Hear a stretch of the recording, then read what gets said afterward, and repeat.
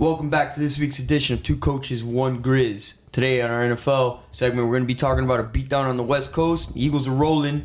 Okay, some trouble in paradise with the Buccaneers.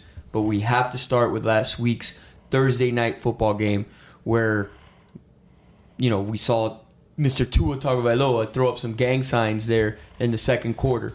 Coach, Grizz, how we doing today? Well, we're doing good. Doing a lot better than some of those guys that you just mentioned.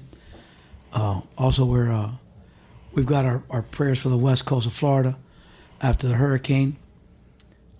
Hopefully, everything can get back to normal to a certain extent over the next couple of weeks. Man, it's a shame because I think that Tua was playing well. I think McDaniel was doing some good things with him and with the offense. Now things change a little bit with Teddy Bridgewater.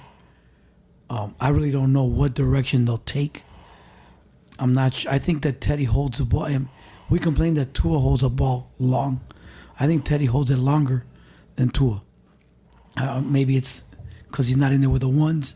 Maybe he's got to get more practice time. We'll see this Sunday when he lines up against the wonderful New York Jets who seem to be on a roll.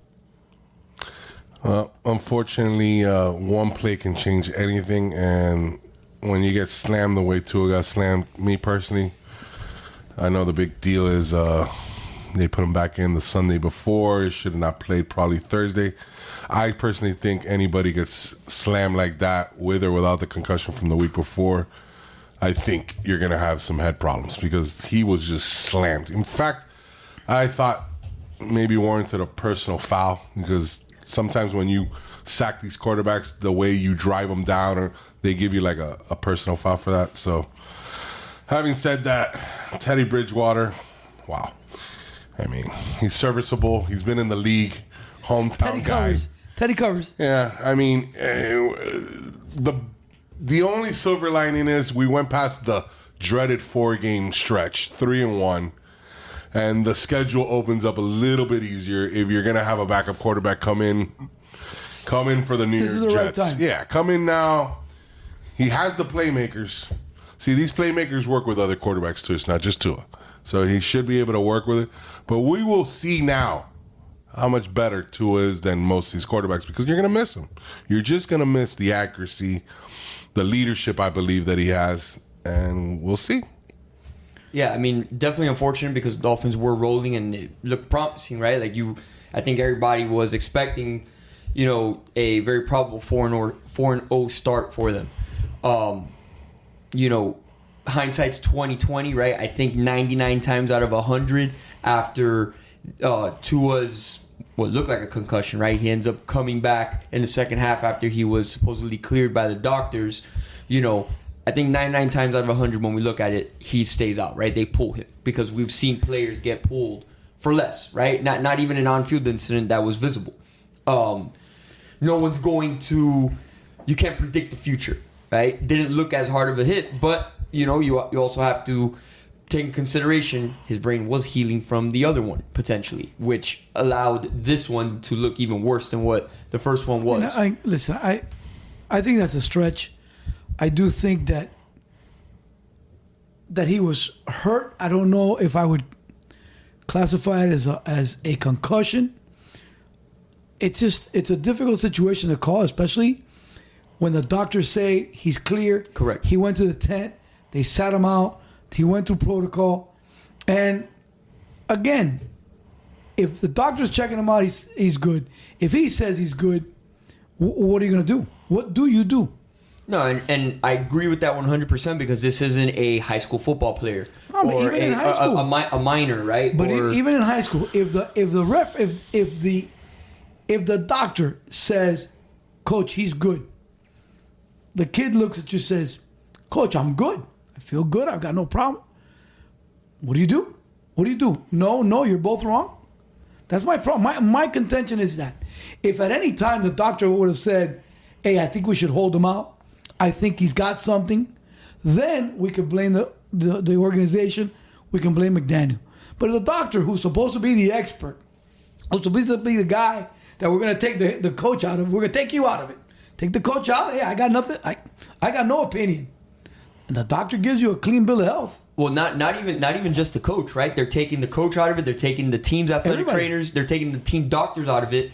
These are independently hired medical professionals that were duly chosen by the NFL and NFLPA. So, yes, on that front, independent, meaning that they're not biased toward any way. No. So if they're clear, there is no, by definition, there is no liability on the team or the coaches or the team doctors. This was 100%. This was bargained. This was correct. Years ago, you don't want to have the players, run themselves, the coach, all that, right? You said it. An independent guy cleared him. Tua is probably going to be like, yeah, I'm good. That's standard. Always. You always have to protect the players from themselves. The player's going to be that. The guy started off the first 3 games on a maybe one game was statistically amazing, but he started 3-0. All the talk is he can't do it. The guy is leading his team to basically the number 1 power ranking, whatever that means, in the first couple weeks. Do you think he wants to leave the game, especially against, the number 1 team? He came out. Most people come out. They do a little concussion thing in the 10. They either obviously don't come back in or he was given the whole rest of the second quarter to sit out. The halftime, he was cleared by the doctors that the NFL, the NFLPA said, hey, this is what we're going to do so that we don't have any more problems. They 100%. Cleared him. He comes back in the second half. He didn't show any signs of anything. Usually you would see something. During the week, nothing. Listen, another thing for me is I've seen this happen at the high school level. I've seen those kind of concussions, like the one he got on Sunday, the high school level. Kid got leveled, and the kid was jamming on the floor. He was It was like he was having and then he got knocked out. But it's a concussion. It doesn't have to be that he had a concussion before. He got a concussion. Right. Those things happen when you get a concussion. No, 100%. It doesn't necessarily have to be that it was a second one. Like I said, I don't think that the Sunday game means anything to the Thursday in the sense that slam would have concussed him with or without. I think it would have concussed a lot of guys. Yeah, that was one of the most vicious slams I've seen. So the fact is, how unlucky is it that the guy gets that kind of hit on Sunday and then that kind of hit on Thursday? Oh, no. Well, I think is the thing here. Right, we're talking about unlucky. At the perception level, it's a terrible bad look. Correct. Right? But I think we all agree that, hey, listen, the reason why these protocols are put in place and the NFL and NFLPA and the teams are taken out of it was to alleviate the liability. And to go back to my point, this isn't what I was saying is this isn't, high school players where you're going to err on the side of caution 100% of the time because they're minors, right? And they're not making millions of dollars. Right. This is a professional quarterback, right? This is his career. This is his profession. This is what he does for a living. And he's making millions of dollars. So he's taking on some of that liability himself. But listen, I'll be honest with you. You're starting to see in college that the guys are getting pulled out quicker. Because the San Diego State quarterback last Friday night got taken out of the game. There are NFL quarterbacks that are being taken out of the game. So again, either A, they missed it. Either the doctor missed it. B, he didn't show signs of a concussion. What? And C, on Sunday they slammed him and he got a concussion. Whether he missed it or not, the only thing you can say is like, all right, he might have had something on Sunday after the Bills game. We got a game coming up in 4 days. We're on the road. Maybe let's take a little time, sit him out. But even then, like I said, I don't think it's anybody's fault for the Dolphins if everything given to you and shown to you is the guy's ready to side. And you know that technically 5 days is what you got to go through. He could have played for the game against the Jets. You're obviously not going to put him in now because you can't. It's just the optics are terrible. Correct. But if he got cleared, which I think he would, they just said, no, you can't play the game because of that. I think he takes a couple weeks off and then he's brought back in, let the guy rest. All right. I think his career over is a little bit of a stretch. Now you got all these little doctors coming out like, I saw it. And, hey, man, you're playing a game where at any moment your life is over. It's a collision sport. It is a collision sport. I mean, we're never going to take out concussion. In the 70s, wasn't there a guy from the Patriots that was hit by your team and the Raiders? I remember. He got killed. Stingley. No, he didn't get killed. He got paralyzed. Stingley. To the point where it could have killed him. Oh, yeah. And there's been paralyzed. You're playing a game that's Russian roulette. basically. You're gonna get hurt. There's a game, and unfortunately, to me, is he's got that unlucky black cloud that these weird things just keep happening to this poor kid. So if that's unfortunately, I think his worst thing is that he has this unlucky bad streak. Yeah, it kind of stymies the momentum that they had, right? Like the positive momentum. But you know what? Things happen. You had a guy, I'd say 50 years ago, we had a starting quarterback, Bob Greasy, out of the game. I think week 3, week 4. Earl Morrall, baby. Earl Morrall comes in. Earl Morrall, baby. Leads He took him to the undefeated to the season. AFC Championship game, undefeated, and still playing great. Coach Shula takes him out and puts Greasy back in. Look, at the end of the day, this is what we got Teddy for. This is what you got a backup for. Hold the ship, run it until your star comes back. Listen, if nothing else, I think this proves that it doesn't matter what precautions you take, what rules you implement, and what technology advancements happen. It is a violent sport where you will never be able to eliminate these types of hits and these types of injuries. The only way that you're 100% safe is if you don't play the game, right? On the sideline. Yeah, exactly. You're on the sideline. And even then, you got to be careful as a flying body comes, and we see it all the time, and they get knocked out. They get knocked over. It's a conscious decision that these players have made, since they were children to play this game. So, and especially at the professional level where you're making millions of dollars, it is an occupational hazard, to say the least. But again, I think we close out with restating and rehashing that there's not only an independent evaluator on each sideline, there's also independent evaluators up in the box that are watching down, seeing this, because the medical professionals on the sideline are not going to see everything. So again, independent. So that's a failure on their part, not on the organization, nor the players, nor the coaches. So NFL's done a good job of insulating themselves from that, and I think it's just up to chance. Again, this is part of the occupation.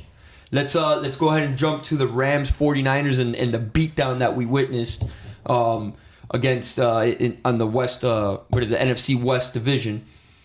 The Rams not looking good right now. I just think the Niners have their number. That's number one. Number 7 two, straight wins. Correct. Number 2, they're missing 3 O-linemen this last week. And while the game was going on, one other guy came limping off the field. So we always talk about it starts up front. And against that defense, if you don't have a solid front 5, you're in a world of trouble. Sure. You're in a world of trouble. And they got a solid back 7, so it's a mute point. So my thing here is we were hinting at Tua maybe holding on to the ball a little bit. This is kind of the same thing with Matthew Stafford. He's locked on to Cooper Kupp at this point. It's like he's gone into this mode where he does not read the field for anybody else. Like, we have Allen Robinson, who is a very, very capable receiver, and they even showed it, and it's been analyzed at this point that dude's running free on the opposite side of the field, like waving his hands. I think what happens is that the first thing he does is he looks for Cooper Kupp. That's his first read, correct, per se. And then he doesn't come off until it's either open or it's an incomplete. And so, yeah, unless McVay does something to have him find Robinson first, or again, Higbee had a good game. The tight end caught a bunch of passes. So maybe, I don't know if he just not feel comfortable with Robinson yet. I don't think anybody, other than OBJ, I don't think any other receiver has really been able to play off of. My fear there is, Stafford doesn't look necessarily right. Also, he's still dealing with that lingering elbow issue as well. That maybe could play a part to it. But also, my fear is he's gotten back into Detroit mode where it was Calvin Johnson and he was just going to throw it up to him because that was his security blanket. But I think Cooper Kupp's not that guy though. I think there's more to it. I think that the lack of a running game is really affecting that offense. Because don't forget, everything that McVay likes to do is off of play action. In the counter game. And being able to run the ball and being able to run his outside zone game and be able to run those jets. Everything is predicated off of that. Right. And we even saw him at a clinic talking about Correct. that. So again, by them not being able to run the football effectively, it takes away that part of the game. It's Matthew Stafford. That's what he does. He's been doing it since he came into the league. He throws picks. Our esteemed producer here, Ace, sent us since 2020, He leads the league in pick sixes. I mean, I thought that was like he led the league in pick sixes since he was born. That guy just throws pick sixes. But it's Stafford. And here's the thing. He's a gunslinger. The entire division is 2-2. They are the defending champs. It's early. It's early. The San Francisco has their number. But the game was 14-9 to the fourth quarter. I mean, it was in there. It's just they couldn't punch it in when they went into the red zone. They couldn't score. And the play, I mean, you had a Deebo Samuel run that was ridiculous. So you got that, and then the pick six that makes it, 24-9 to finish it off. But like I said, it's early. I'm not stressed about it. I think they're still going to be fine. Once again, the NFC West is all tied up right now, 2-2. San Francisco is going to be better off because of the, I thought, getting Jimmy back into the groove. Cardinals are still going to be the Cardinals, and Seattle's playing with house money right now. I think LA will be fine. It's just, I completely agree. The running game needs to get better. I mean, what are we doing? Cam Akers, where are we? Come on. Right. No, like I said, the offense, it starts up front. Yeah. Their O-line's hurt until they start getting some bodies back. And not only hurt, I believe they lost 2 or 3 O-linemen in the offseason, with Whitworth retiring, and I think 1 or 2 other. I'm blanking on the names right now. And we've alluded to this. We've discussed it in prior shows as well. It takes time for an O-line to gel, especially if you're running an outside zone. Oh, but if you're hurt, you can't. On top of that, you can't gel if you're hurt. Correct. But it takes time, especially for a zone option or a zone offense, right? That takes time because you really need to gel as an offensive line to be able to run that scheme, and for it to come downhill. So replacing it on top of the injuries, there hasn't been much of a. Yeah, they only lost one lineman. Whitworth retired. Which is Austin Corbett. That's the only lineman that they lost. Okay, so they lost. He went to the Panthers, and then Whitworth retired. Right. So they're replacing 2 on top of the fact that injuries. That takes time. It takes time, especially in that offense. I agree. I think they're going to be fine. Well, and then, again, it's just in time. In time they'll be.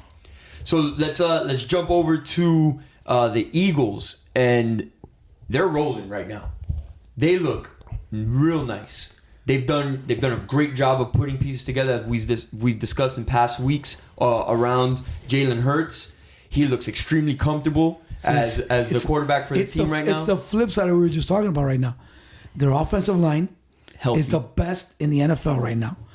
They're able to pass protect, run the ball, and then on top of that, their defense is playing at a really high level. They're doing a really good job on both sides of the ball. I think Jalen Hurts is doing a great job in the pocket. I think he's reacting well. He breaks when he needs to break. He doesn't rush it. And again, I just think they're playing very well. They've got a nice schedule. The schedule hasn't been helps out. Very taxing. So they did start out 14-0 to the Jags to begin the game, and they did 3 touchdowns in the second quarter to get the game back in handle. And the Jags are actually a better team this year. So I'm sold. This team, the Jags ended up having 5 turnovers in that game. Yeah, it wasn't a very big take. That's why the Eagles came back. I was going to take the Jags +7. It never got there. But that was a game that turnovers decided it. Yeah, but you see, at the end of the day, the talent this guy has is making him great. I like what I've said before. This was the mirror team to me of the Dolphins. Hurts has his talent. The O-line is saving his life. That's the difference. We got a guy that's being saved. So, and then the funny part about it is, right, that the offense has gotten most of the pub in recent weeks for, adding A.J. Brown, how Hurts has fit in. The funny thing is, you look at the stat line for this game, Hurts didn't have a stellar game. He was 16 for 25 for 204 yards and threw an interception. Wasn't his best outing. But as you stated, I think the key to this puzzle for the Eagles is their defense and how they're playing right now. When they ran the ball. Right. Oh, Miles Sanders went off. Miles Sanders went off. Miles Sanders went off. Which is also, but that's the thing, right? When you have a defense like that, your running game is the way it is. Now you can afford for your quarterback to have be 16 of 24. Right. Or maybe the game doesn't play out where you throw the ball 30 times a game. It gives you the running game. The running game is working out for you. If you're running 200 yards in a game, you're going to win. 200 plus yards in a game, I think you're going to win.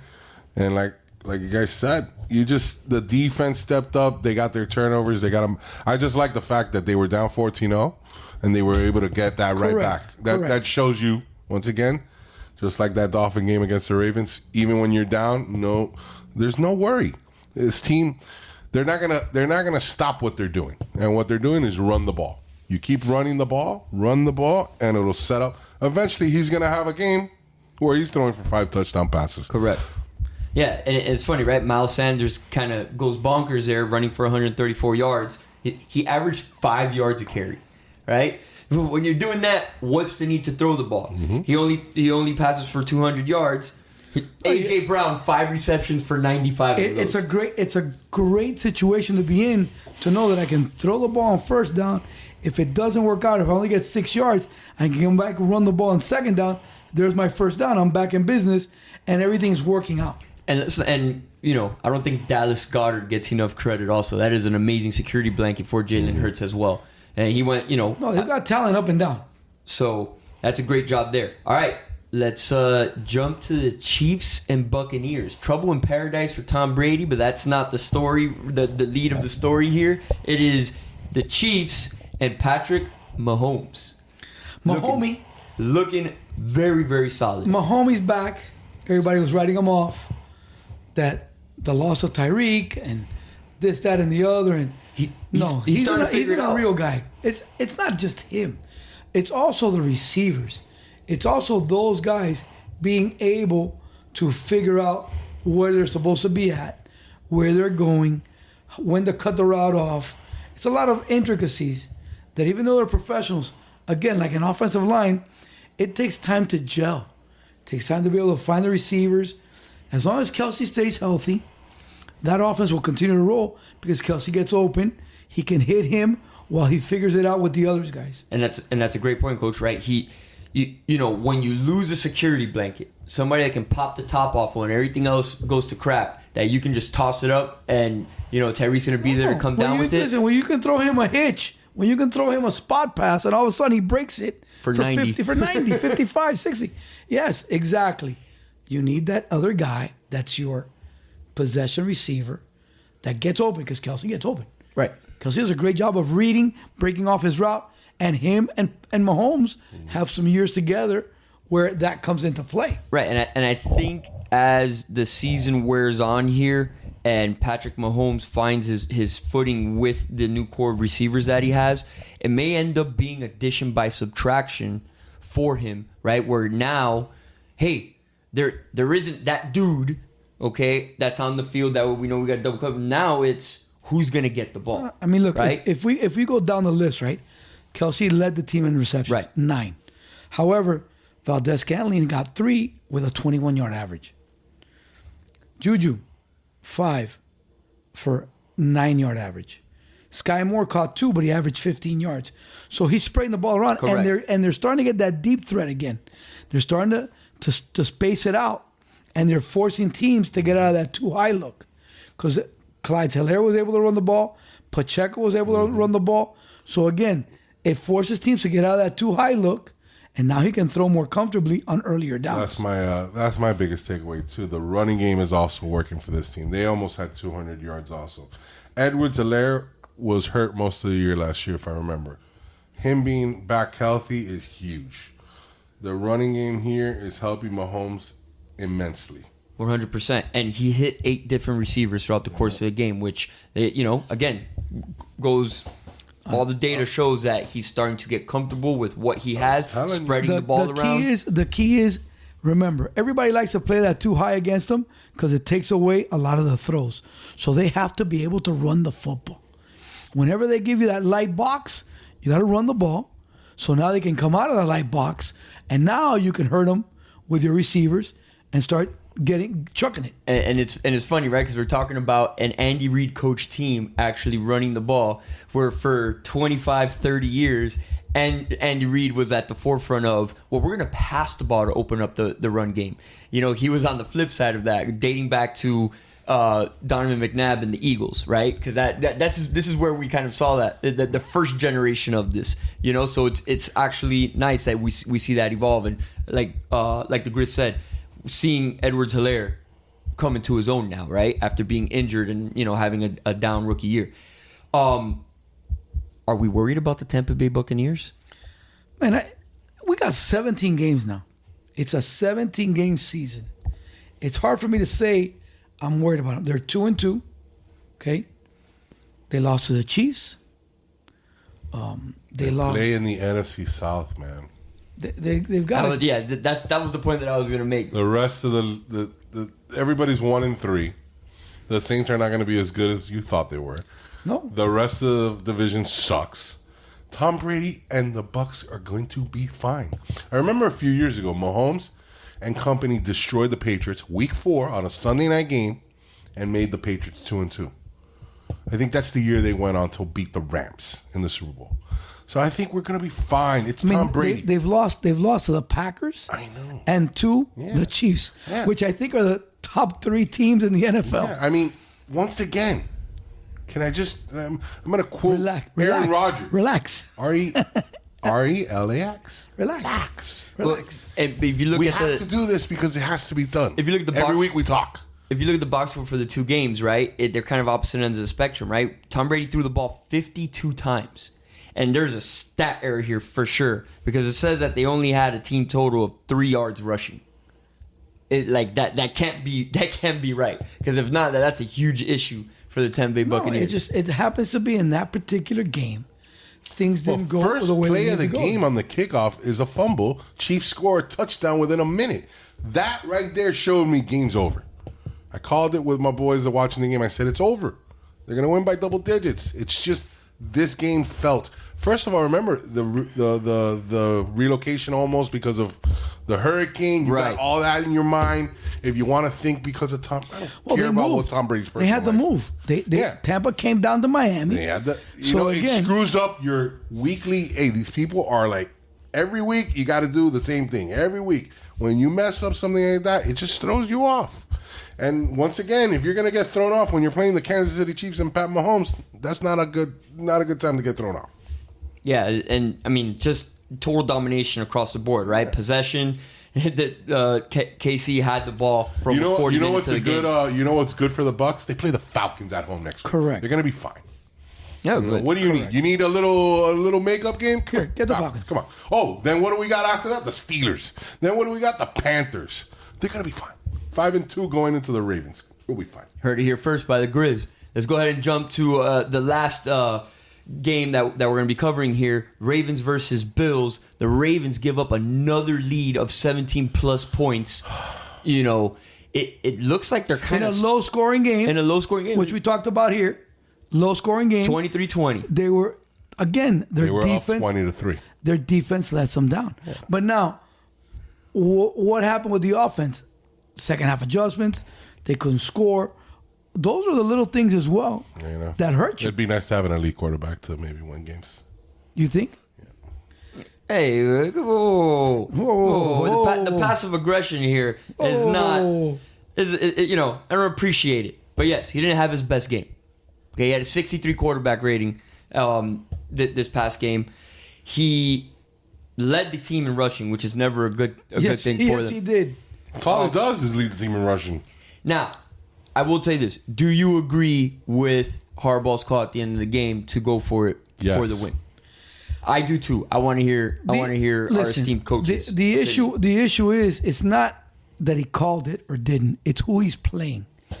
Okay? And if memory serves me right, there was a playoff game last year that 2 guys, all they needed was a buck and change to go down the field to win the game.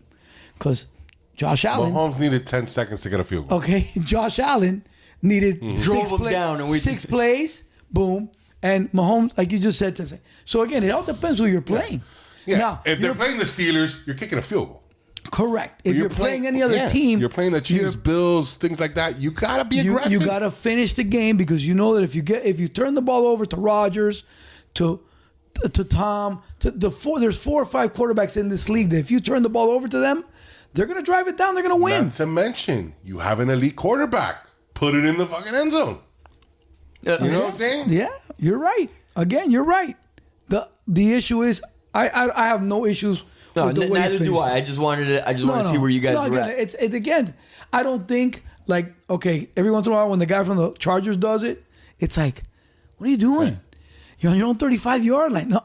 Yeah, that's stupid. Because it was just funny that we had some pundits this week after the game like, oh, they should have put in the defense's hand. Hello, all the defense has done the past few weeks is give up another 17-point leads. The amount of analytics and all these numbers coming in and out, it's sometimes you just got to go with what you see in front of you. And what you see is that you have the Buffalo Bills and Josh Allen. On the other side, I got to score this touchdown and get this game at least if you're going to score.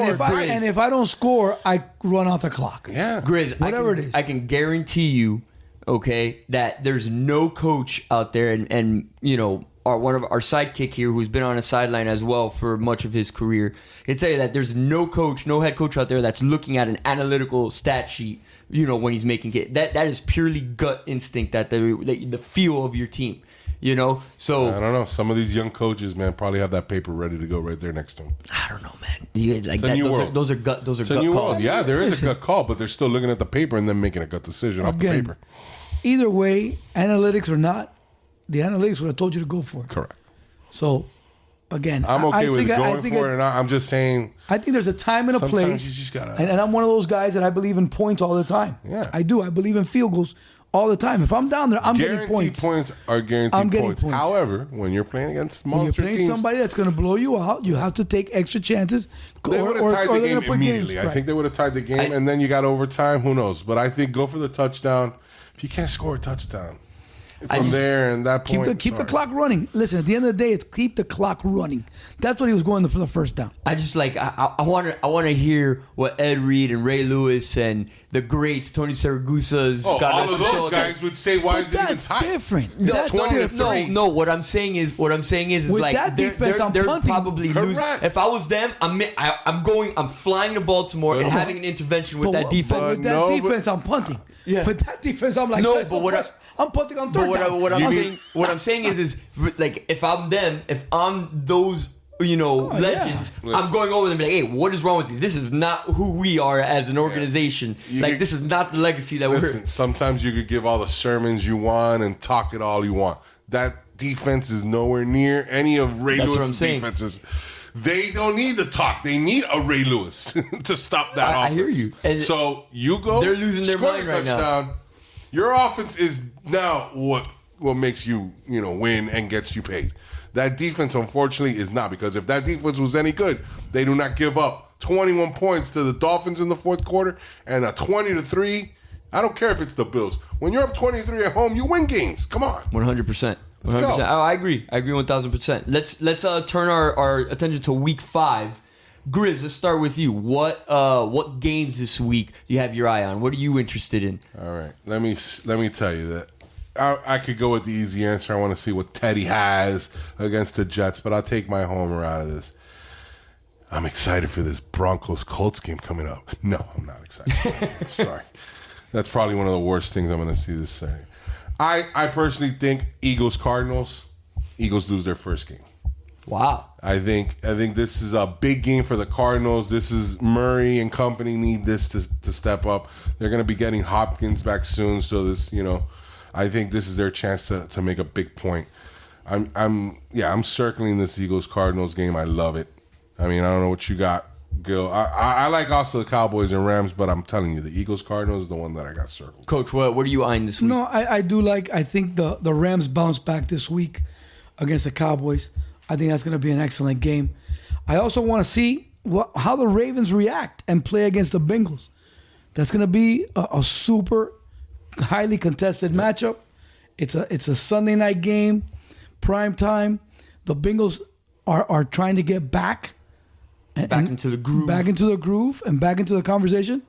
And man, the Ravens have dropped games at the end of the game. Sputtering, to say the least. They look like they're rolling. Here's another home game. Another home game, and you're going against your big division rivals. I think the Bengals swept the Ravens last year. So, I mean, this is huge for them. I'm also interested in seeing the Monday night game. I want to see if the Raiders can do anything with Kansas City. They're gonna get if they can stay closer. Yeah, you gotta see if they have a spark. I think the something. Chiefs are just gonna keep rolling, man. They're making their points. You know, I did miss out on another game close to your heart there, Frankie. I want to see what's up with the Giants. Don't steal my thunder now. Oh, I'm sorry. Yeah, that was gonna be my. I didn't know. Oh, you want to be a part of this conversation? Sorry about that. Not to be a homer, but I want to see if they're for real. Danny Dimes is back this week. They're 3-1.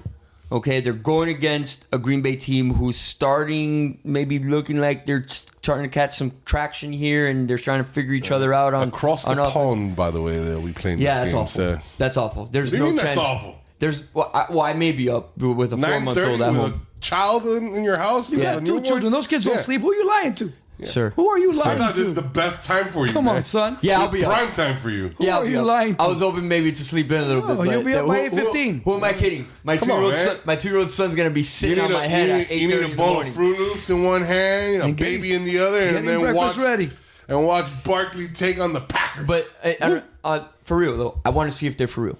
I want to see if they're not. I want to see if because that Green Bay defense is legit. Solid. Yeah, very solid. Yeah. And they're starting to figure it out on offense, and they have a pretty solid running game. 10 points. I hope. Listen again. Wow. I think they've got the right coach because I think Dable's going to do a good job. I do think, honestly speaking, from a gambler's perspective, I do think 8 points is a lot of points. So the Giants are a live dog in that aspect. So we'll see. I'm still not convinced with Green Bay and their passing game. Right. I'm not convinced with how. Now, I do think both teams are going to run the crap out of the ball.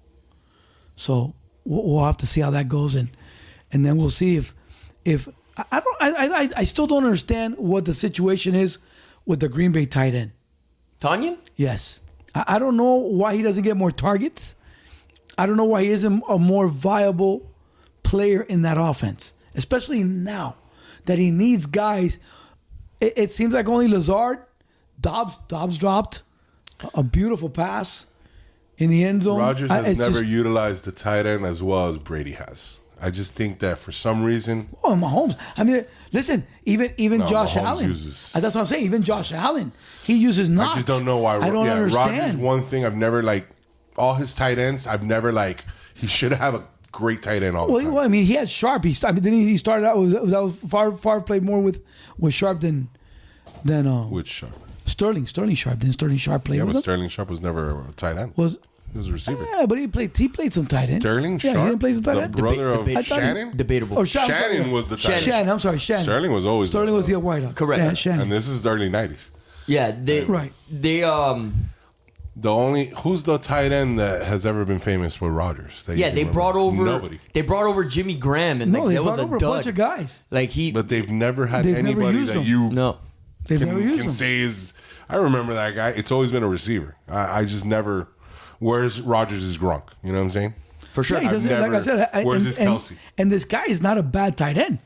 The Tanyan guy. Well, he is coming back from injury. Remember, he tore his ACL, and he's just getting back. But I agree with you, right? Open up the middle of the field. Especially none of these guys are getting double covered. Well, but you know what I'm saying? Like I said, you're in a moment right now where we talked about that security blanket earlier, right? You got a guy who's a good target. No, I agree. Now, I'm a fan of that guy. All I just of a don't sudden, know he can be. Now, Aaron Rodgers will figure it out. Lazard did have 6 receptions for 116 yards. That's his own. What I'm trying to say is, right. We're back to that one receiver guy. He's probably also maybe trying to get the younger receivers more touches, more targets. I don't know. I'm trying to figure it out. Here's my take on it. I think that Dobbs and Watson we end up respecting them more as, bona fide studs by the end of the year. It's not that this receiving core is bad. They're young. No, but they got to make plays. Again, you can't drop touchdown passes. And Aaron Rodgers is famous for making you earn your keep. It was the one. I'm sorry, I'm blanking on his name that just left to the Raiders. Devontae Adams. Adams didn't have 1,000-yard season until his 5th or 6th season. So it took him a while because to get there. he had the guy that went to the Randall Raiders. Cobb. No. He went to the Raiders. He played for the Raiders a little bit. The wide receiver. Oh wow. Yeah. That guy. His stealing guy. Yeah. That guy. Okay, he had that guy.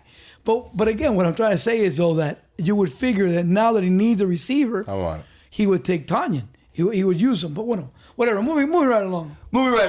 Wow, that's gonna stick with us. We'll come back in the next segment. That and tell one's you gonna hurt. I got this. We're gonna take a quick break here. We're gonna come back and we're gonna recap the college football landscape from this past week. And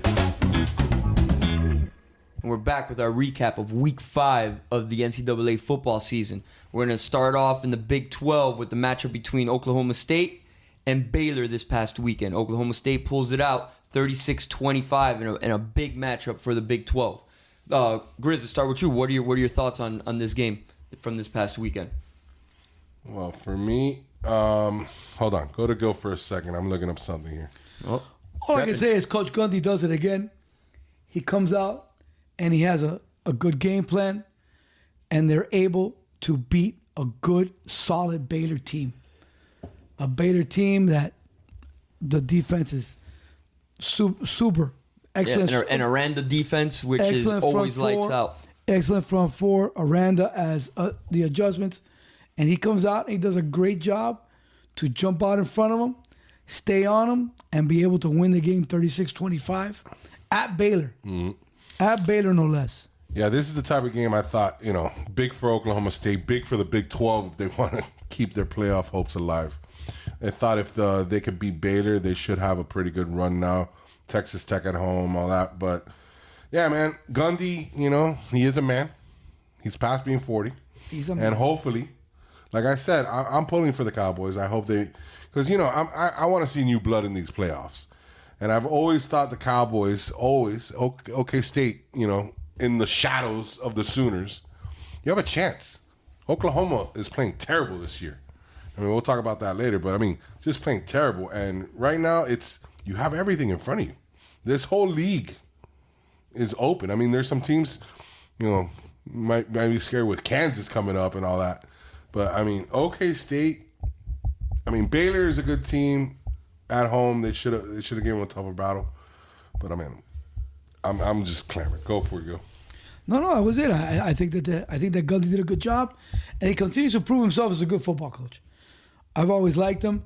I thought last year he was a little soft with the whole running back situation and whatever. That's neither here nor there. But I think he's done a good job this year of his quarterback. The kid comes back. Sanders comes back, and I think they do have a shot to get to the dance.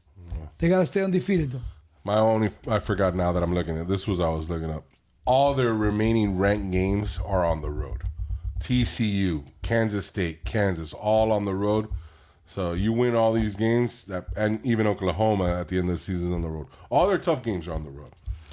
And what I took away from this game and looking at it, they did it on the ground, which is something that for Big 12, right, and Oklahoma State, where they're spread out and kind of trying to play that vertical game, 166 yards against that defense. But again, pretty impressive. That's something that he does really well. He's able to change gears. When he can throw it, he throws it. When he can run it, he runs it. Last year they won on defense. Yep. Last year they won on defense and running the football as well. So that's one thing that I do got to give him credit, that whenever he has to make adjustments of whether to come out pass heavy, he does. He does a great job of it. He's not going to be stubborn with it for sure. Correct. Let's jump to Washington, UCLA. UCLA off to a phenomenal start. They're 5-0 this season. They beat a ranked Washington Huskies team 40-32. Biggest upset of the weekend. Would you guys say that? No, you don't think so? But UCLA has been in the doldrums for the past few years. I think that the whole Kelly situation is coming to fruition. His quarterback is a 5th-year senior. That Dorian kid he's a stud. Great quarterback. He does a great job running the ball. He throws the ball. He's He's a really good athlete, and the offense and the defense are starting to gel. So I think that this is a good team. He's got a good team. I don't know if they run the table. I don't know if they're going to win the Pac-12, but I do think that he's going to go to a major bowl this year, and that's going to help them in the recruiting. Yeah, Dorian Thompson-Robinson, 92.4 overall quarterback rating. He passed for 315 yards, and then he added another 53 yards on the ground with a touchdown. 3 touchdowns, no interceptions in the air. Yeah, he put on a show.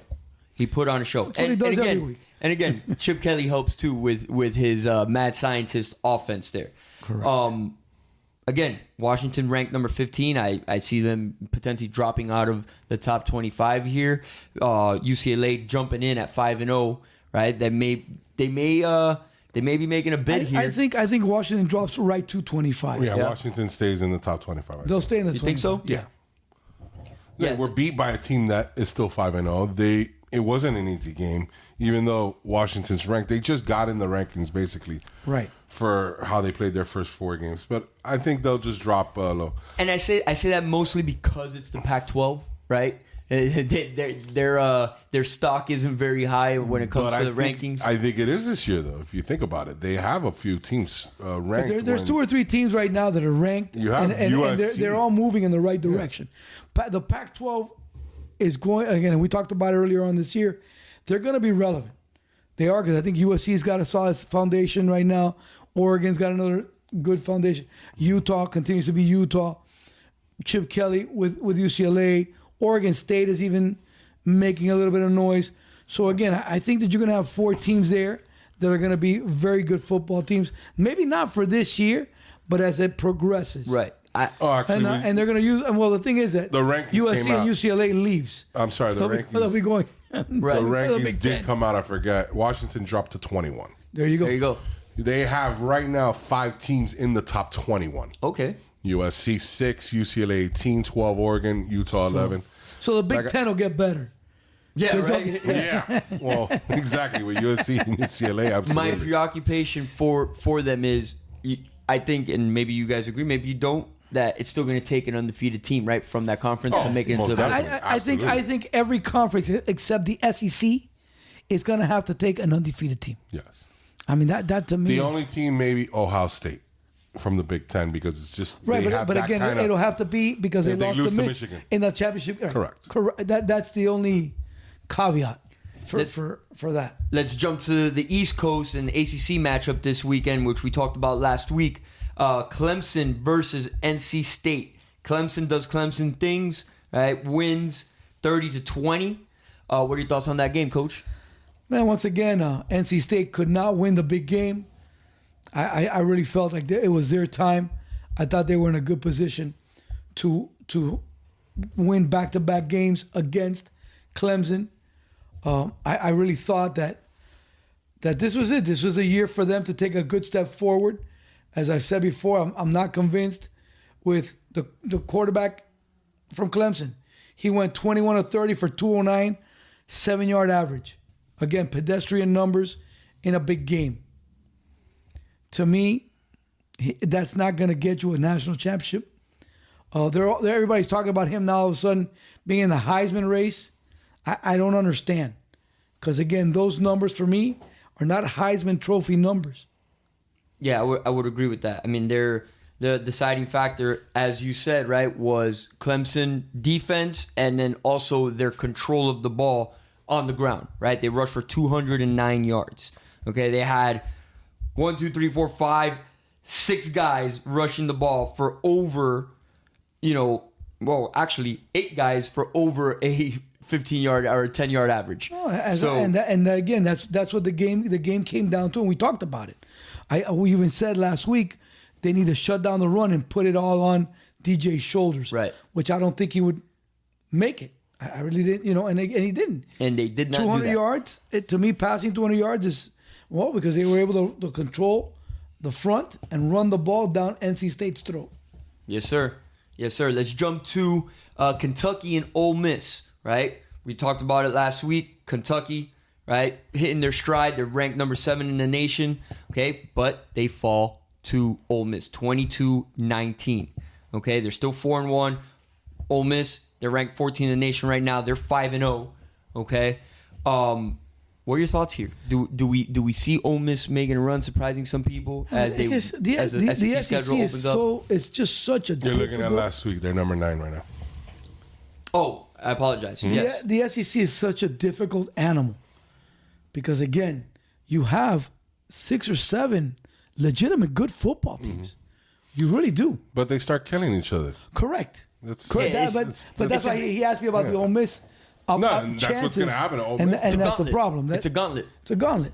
That's why when you see Alabama and Georgia finish undefeated and play each other in the SEC championship game, how can you not say, oh, they both don't deserve to be in the playoffs?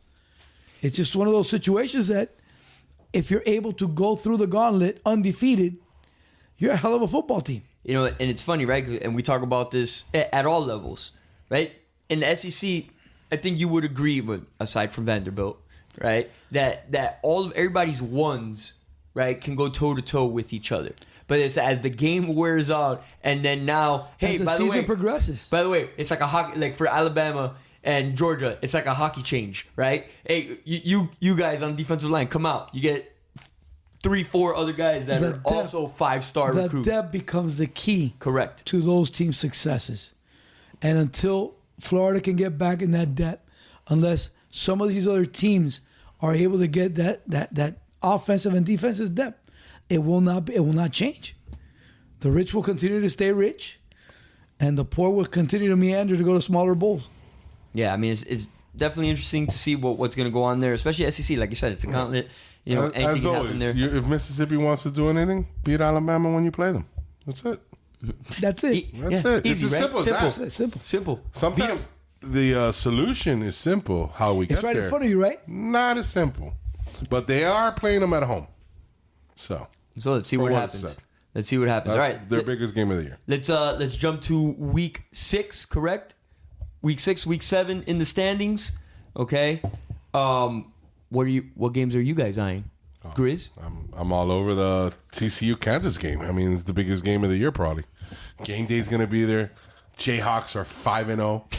TCU's 5-0. TCU, like I was saying off air, I mean, they dropped 55 on Oklahoma. Bye-bye, Sooners. I mean, this is it. Stop everything you're doing at noon on Saturday for Kansas and TCU. You're not going to watch the Red River rivalry at noon on Saturday? Ooh, that's old news. Yeah. That doesn't matter anymore. Those are teams that were put to the side. Coach, what games are you eyeing this week? I know you may get into and deep that a little bit later. I mean, but I do think that the Oklahoma-Texas game is going to be an interesting game. It always is. Yeah. It's always got a lot of fireworks. All it is for gambling purposes, sir. Don't even talk. No. Again, it always has fireworks, bro. Sure. It always has fireworks. It's fireworks for teams with 2 losses. That's okay. It happens. They still have a shot. Everybody still has a shot at the Big 12. You got a shot at a bowl game. At the Big 12. Everybody has a shot at the Big 12. Nah. When you're talking about Kansas Jayhawks, sir, get out of the way. I do like the Utah UCLA game at 3:30. I think that's going to be a phenomenal football game. Utah's going to travel to UCLA. We're going to see what UCLA's made of, and then we'll see if Utah can get back into contention. Yeah, these are the only 2 ranked against ranked games this week. So I mean, it's a very light week. When it comes to like super huge games, sir. My game to watch. FIU, UConn, Tennessee, LSU. Oh, that's going to be a solid game. Okay, Tennessee's ranked 8th right now. LSU jumps into the top 25, right? Ranked at 25 after that little stumble against FSU. Right. They were on They're top 4-1. They're 4-0 since, and Tennessee is 4-0 right now. That's going to be a very interesting game. I thought you had sideline passes of UConn at FIU. That's going to be the barn burner of the week right there. Oh, wow. Is that in the deep dive? The toilet. The only reason... You know what? I kept it off the deep dive even though I'm looking at it. I might even take FIU. That's so disgusting. I think Tennessee wins this game. However, if they don't, it'll be the classic look ahead. Because the week after, they play Alabama. Correct. So that's the only reason. They should beat LSU. They should set up an amazing... Because let me tell you, back in the day, and I mean, they play every year. Tennessee, Alabama is a huge rivalry. Yes. It just hasn't been for years. And it was Tennessee, a huge, Phil, with Fulmer there, it was a huge. So, if they can win this game and set up, it'll be an amazing week. The other game to keep on tap even though I know they've got 2 losses, is BYU and Notre Dame. I do think that's going to be a competitive game on Saturday night. I think it's a good deal. I'm going to throw one at you, even though I think you guys might think it's a foregone conclusion. But Alabama, Texas A&M, okay? Texas A&M is 3-2 right now, and they're on the verge of obviously going 500. Jimbo Fisher is the most talked about coach right now in the country that is massively underperforming. Can't get a quarterback. They can't find a quarterback. The heat is on him. He's a quarterback whisperer that forgot how to whisper. All they got is a chance to cover because the spread is 24. I'm not saying that he has to win this game, but they need to show some type of spark. Because I'm going to tell you right now, the whispers are going to start here if they haven't already. Nick Saban is telling Alabama what we used to say over on Flagler Street: kill a mosquito with an axe. They're going to go out there. They're going to try to put 65 on them. Oh, this is the game Alabama's putting the This is the one. on. This is the one. Little revenge. Right now, the Alabama quarterback was hurt. Got hurt last week. Okay.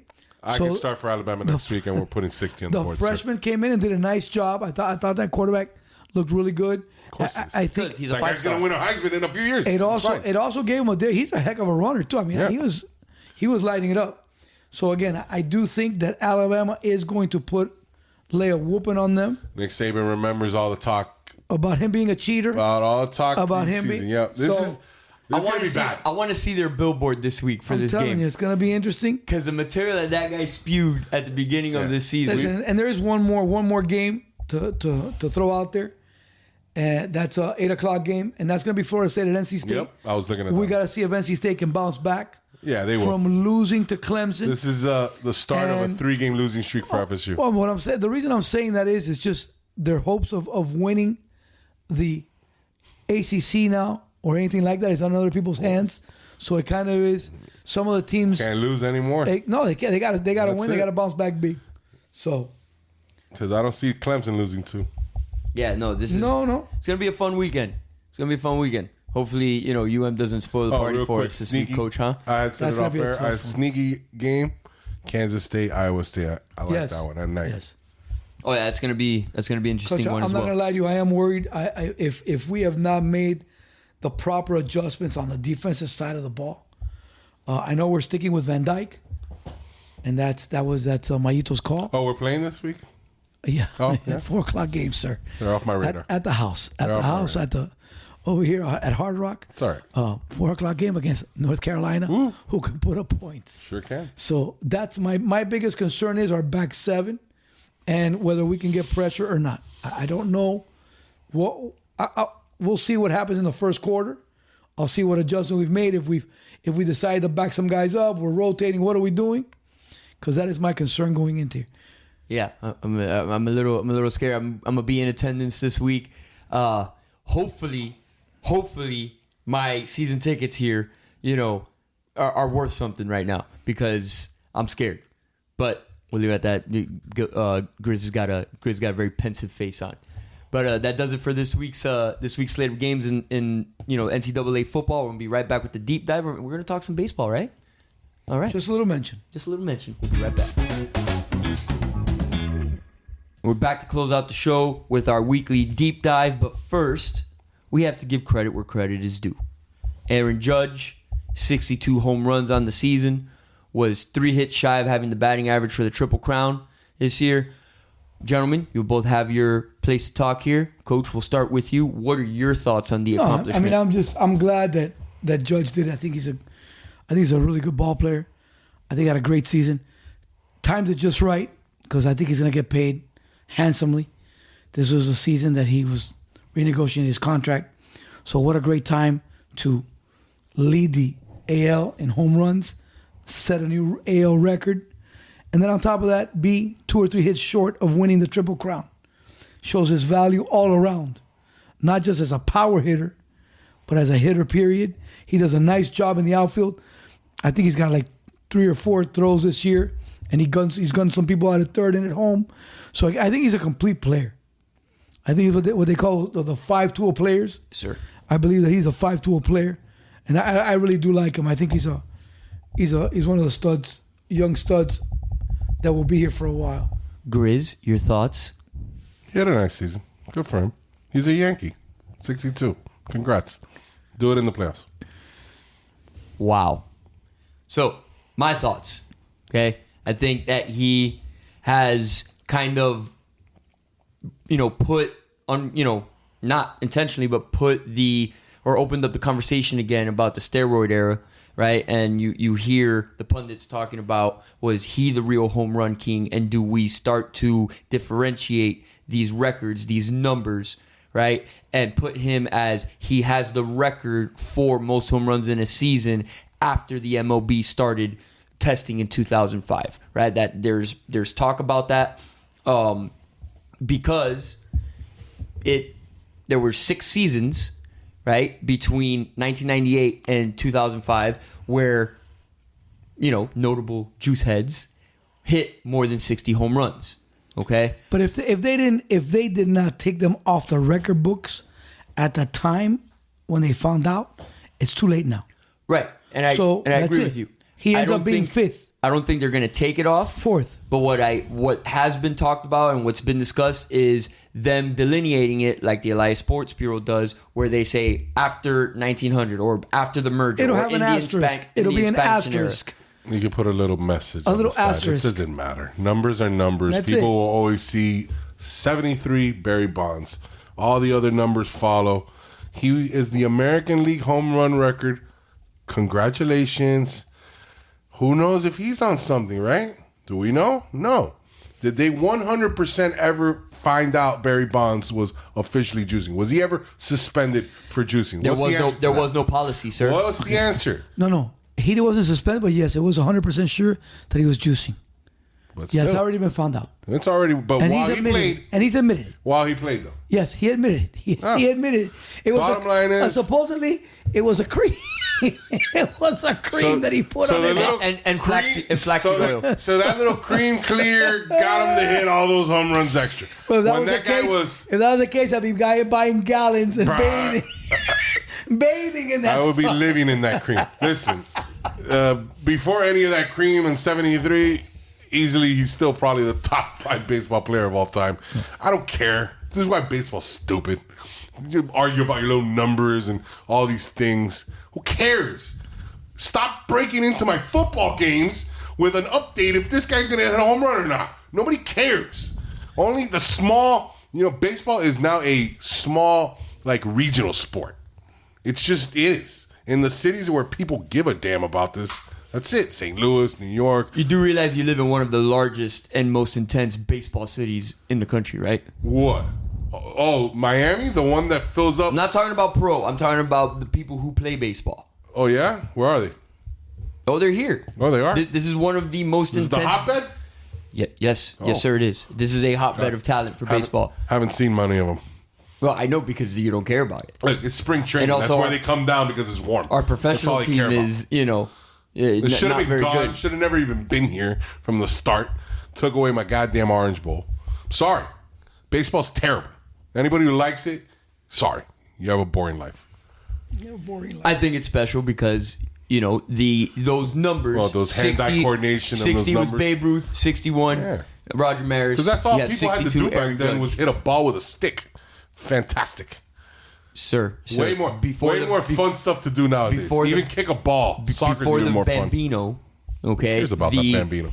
Yeah, the Bambino, where a guy fat as me, able to smoke cigars probably while hitting against how many people were good back then? Sir, do not downplay the importance of being able to drink alcoholic I know. beverages That and guy- smoke cigars. That guy's having a cigar, on being a good drinking, athlete. and hitting a baseball when he had more home And runs. every once in a he while- had more home runs than all of baseball And probably every did. once in a while, you had to get on the mound and throw it over the plate. Yeah, because no one Calm could play down. baseball Calm back then. down, There was only sir. one person. Calm down. The Bambino is with El Bambino. 45-ounce bats. Fantastic. Okay. With lumbers of wood with trunks of trees back in the day. Yeah. Should have been just cutting down trees Hater. all day. Get rid of this baseball I think stuff. Move on to the I think it also is significant because the Yankees pretty much kind of embarrassed him at the beginning before the season started with a paltry $200 million offer, and he turned it down, and all he did was make him look stupid. I wouldn't say paltry, but there I is a understand. very, very, very real chance that he's donning a different uniform next season. No way. Somebody like Steve Cohen in their own city who has money coming out of They'll all never orifices. let that guy. Will probably offer him $350 million. They'll get rid of Stanton before that. They'll never let that guy. They'll get rid of Stanton. I'm just saying, They're going to keep Judge. There's a big possibility. No. Because the Yankees have been very conservative in recent years in handing out money. But not with him. Not with that guy. That guy's a homegrown guy. That Yet guy's to be not seen. going That guy's not anywhere. going anywhere. If he Now- goes somewhere, that's even more of a reason why baseball's terrible. Yes, I agree. They should never let him go. But it is a very real shot. Some insiders say 60-40 chance that he stays, but that's 40% is But still a very real technically, number. they could still pay him the most. Yes. They would. But there are other owners that could. The Giants can pay him over the top. The Mets can pay him over the top. I don't care. If he gets $400 million from any of these clubs, you think he's leaving? Come on. We'll see. Time will tell. We'll know in December. I think the market. I think everything plays off into the market he plays at. I think everything points to him staying in the city Let's go ahead and of lights. let's go ahead and get Grizz happy again. Coach, deep dive time. I don't know about get happy because the deep dive has sucked this year. I'll be the first one to say it. I admit it. Don't be so hard on yourself. It's been man. horrendous. It's been horrendous. I haven't been able to beat my way out of a wet paper bag. Let me tell you, it's been horrible. Hey, listen. You've said it here many times. If you end the season winning 55% of your plays, but boy, let you're me tell winning. you, after 5 weeks, brother, I'm ready to beat myself up if I see me in the street. Where are you at right Giving now? out these bills. What's your overall record? Listen, we're at 45% if we're lucky. Between the NFL is the only thing that's kind of saved me because right now I'm 5-2 in the NFL, but the NCAA I've sucked. I mean, the big wazoo. But we're back on the horse again this week. Hey, baby. I told you last week we're a little chalky. I knew last week didn't feel right. Just didn't feel right. But we're back on the horse this week. We've got a couple of favorites, one favorite, and a few underdogs. We're gonna jump on the Missouri bandwagon. We're gonna take 11. They're going to Florida. They're visiting the Gators. I'm with you. I think they cover. I think 11 is a lot of points. I think they're gonna have some confidence after their game against Georgia.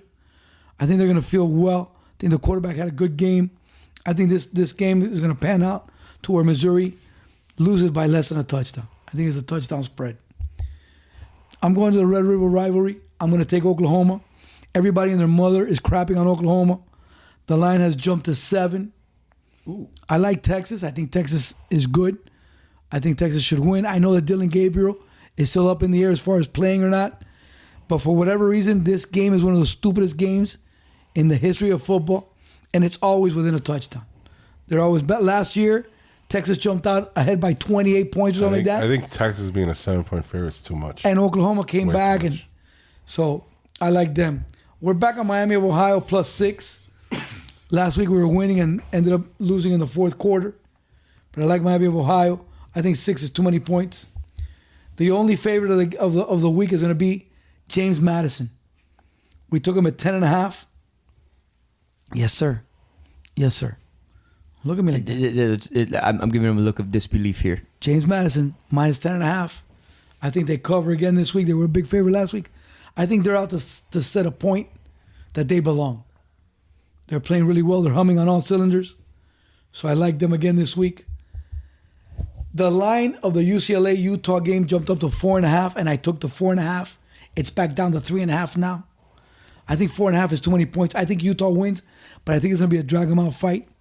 I think Utah showed last week its versatility in handling Oregon State, but I think the UCLA offense is a little bit more potent than the Oregon State offense, so I think they keep it to within a field goal. And last but not least, we're going to take Stanford +7 against those same Oregon State Beavers. I think 7 is too much. That line has stayed there all week. Everybody's taking Oregon State to beat Stanford. I think Stanford puts up a good fight.